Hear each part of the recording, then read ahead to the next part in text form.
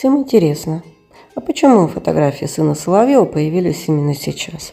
И вообще, как они могли появиться, учитывая влиятельность данного персонажа? Как утверждают карты Таро, ответ на поверхности, он сам их слил. Зачем? Да за тем, что он надеется, что хозяин спустит его с поводка, и он сможет уйти, и сохранив лицо, ну и, естественно, сохранив свои богатства. Буду препарировать его на своем YouTube-канале. Заходите.